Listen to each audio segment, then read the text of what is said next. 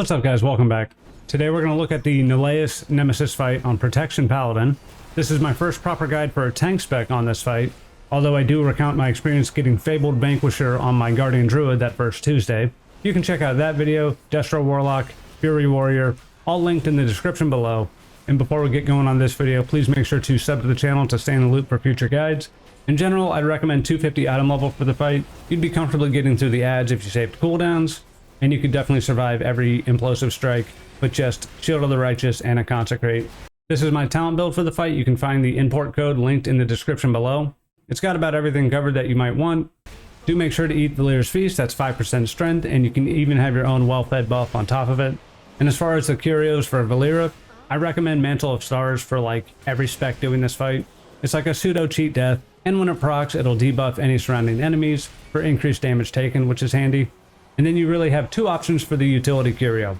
First one is the Overflowing Void Spire, which is just a damage buff for you and Valyra after 25 seconds of combat, and then it goes on cooldown for a little bit. I'm becoming more and more enamored with the Motionless Null Tide. This thing will stack up 3% movement speed up to 20 times as you remain still. And then when you hit 20 stacks, you can jump and turn it into a 40% haste buff for 30 seconds. That is absolutely huge. It's great for the ad phases. And genuinely, that movement speed buff is nice for that last half of the fight when you're going to be tugged by that singularity quite often. Blizz has made the effort to make the tank version of these fights a little bit more difficult, and I think in general they did succeed here. They did this by adding a single mechanic for tanks called Implosive Strike, which is just a big 500,000 damage or so melee hit every 15 seconds. But realistically, you're not going to have any issues unless it's during an overlap with a bunch of leftover ads, or sub 25% in which the boss gets a stacking and rage effect. Everything else in the fight is the same as you would find it on a DPS spec. Same boss health, same ad health, same magic dispel that we essentially have to run healer Valyra for, and the same nuke interrupt that you're going to be responsible for since Valyra can't do it as a healer. Valyra throws out her orbs every 20 seconds or so. One is always right on top of the player, even if you're moving. And then if you stagger picking up the remaining two by 3 to 5 seconds each, then you'll keep that 4 stack of hot rolling basically the whole fight. In addition to those mechanics, the boss has 3 intermissions at 75, 50, and 25% health.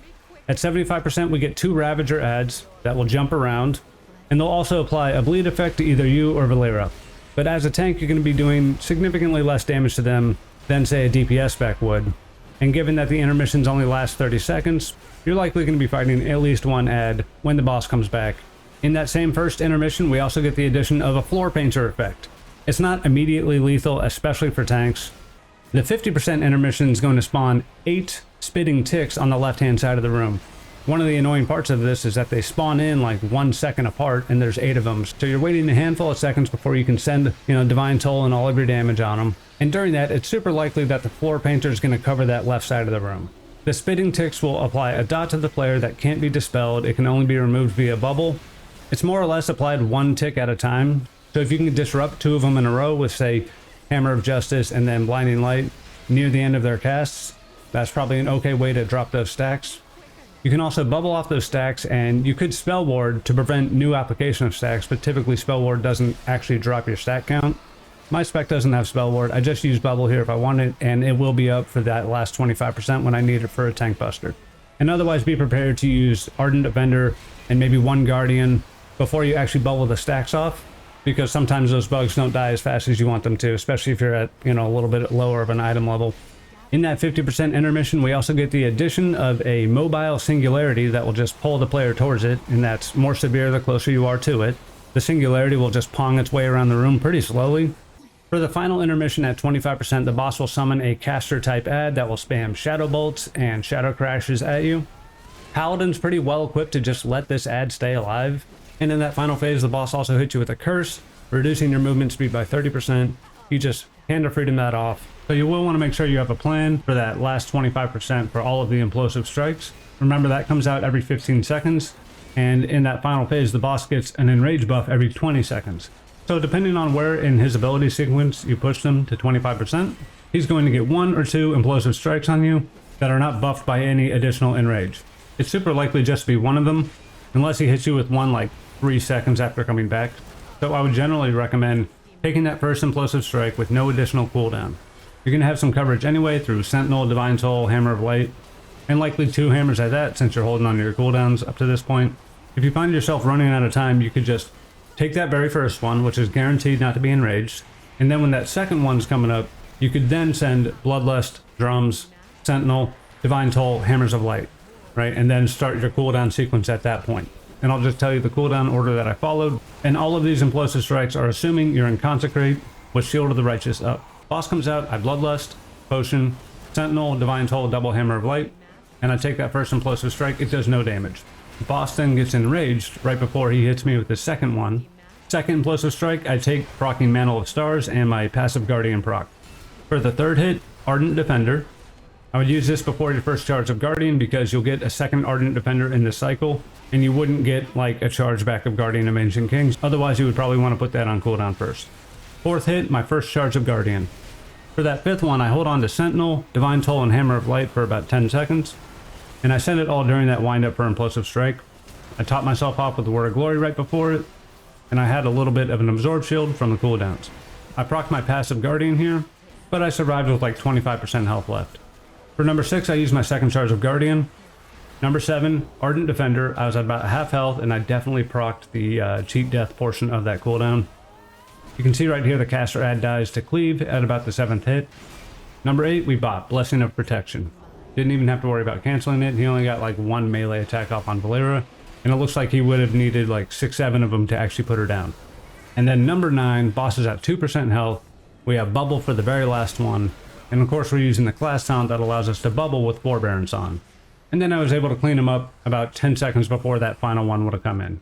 That's 9 total Implosive Strikes. And up until that 6th hit we could use LOH to top ourselves off. I actually didn't use it in this fight. That last 25% took me 2.5 minutes. And for what it's worth, the caster ad lived nearly 2 minutes into that final phase. That said, let's get to the demonstration. We'll also stat potion on the pole here. Here we go. Parried that first melee. That first melee with no Shield of the Righteous can be kind of gross sometimes. Just like the normal Hess melee. And here comes Implosive Strike. We still have Consecrate for that. And just tickles. Blocked it too, so there you go. This purple circle is just 20% DR, yeah. So if you see that, get in it. It's very nice. And for these red orbs, they kind of switch between orb and heart. Once you see a small heart on that third orb, that's when you want to pick it up, and then, you know, you'll safely get the next set of potions tossed on you, right? There's our haste buff. And wait for that third orb to turn into a small heart, yeah. Not that small. There it is, and then purple circle, 20% DR, so, you know, it doesn't hurt to just sit in that, right? And since we're only 4% away from ads, we'll actually save coolies for that, yeah. Oof. He should push any second now. There he goes. What are we at? We're at 26. We'll jump and send everything. Real nice to have that up when you have cooldowns too, because sometimes I just gotta jump, you know, randomly because I play WoW. Just make sure we're topped up for it. Maybe LOH if we are a little low. We're fine. Fine meaning like he still gets us into crit range, but like it's still fine, right? We still have a bunch of health left when we're that low. Emptiness the Void, we kick that. Cooldown's coming back up. Floating Strike, we'll Ardent this. You know, just not a bad idea when ads are up to be a little bit more careful, right? And I should probably clarify, like, I say Consecrate a lot. They did decouple our Mastery from Consecrate, so you don't need to be in it to, like, get your damage reduction and block chance, but we still get 5% from Sanctuary Talent, so, you know, it's good to be in that. So 66, we're absolutely going to send, we're going to jump and send cooldowns here. Boom, boom, boom. Honestly, it wouldn't be a bad idea to swap out Judgment Cleave for, I think it's called Adjudication, where you get an Absorb Shield for 20% of the melee value that you got hit for, so that might be a smarter talent.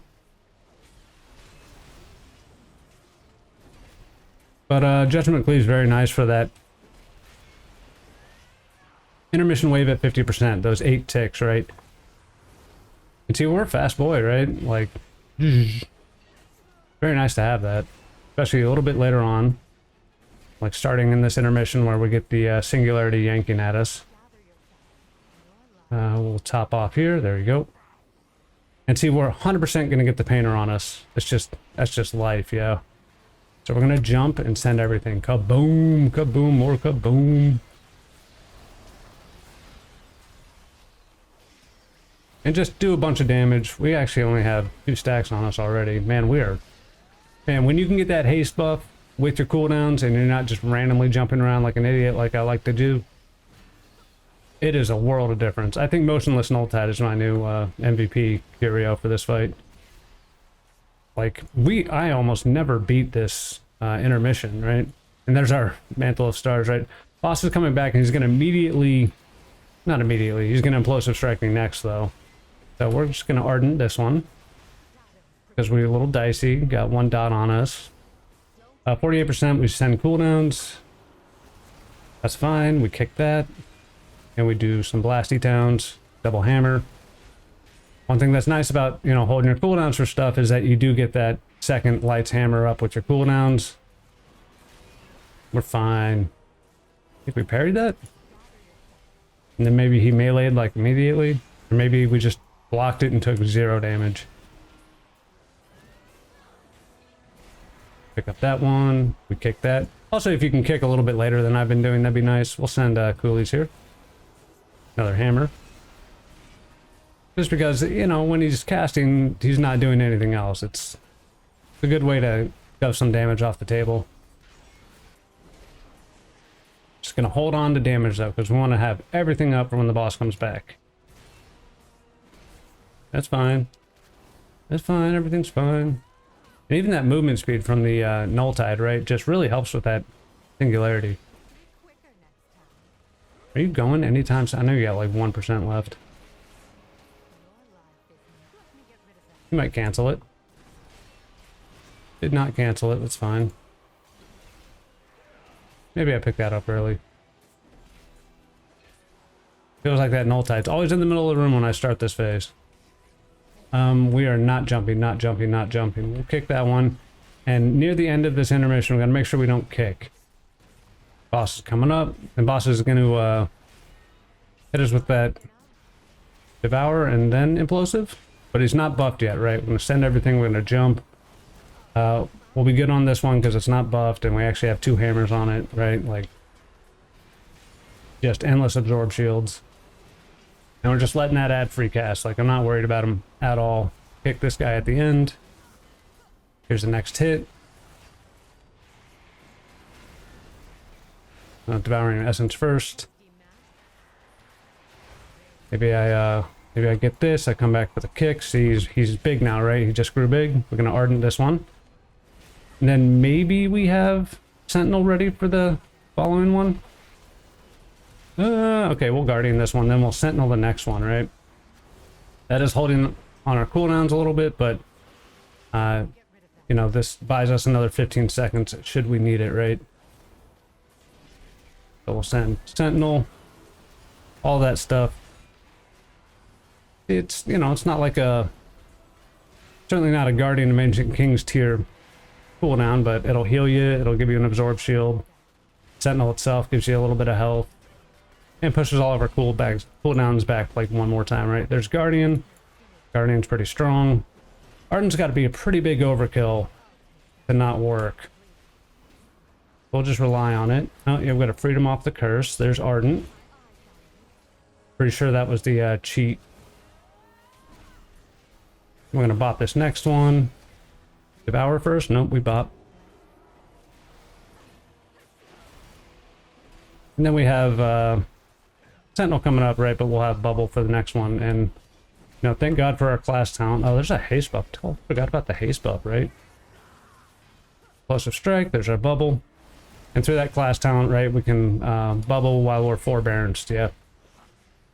And I don't get anything because I already killed the boss a couple times this week. Yeah, so that's Prot Paladin. 246. So if you're north of 250, you should comfortably survive those Implosive Strikes throughout most of the fight. That's all I got for this one. We also have guides for Destro, Warlock, Fury Warrior. Those are linked below in the description. You can also check out the Mage Tower playlist. Let me know what you think. Please like this video, sub to the channel for more content. Let me know in the comments what specs you want to see next. That'll be it for this one. As always, thanks for watching. I'll catch you in the next one.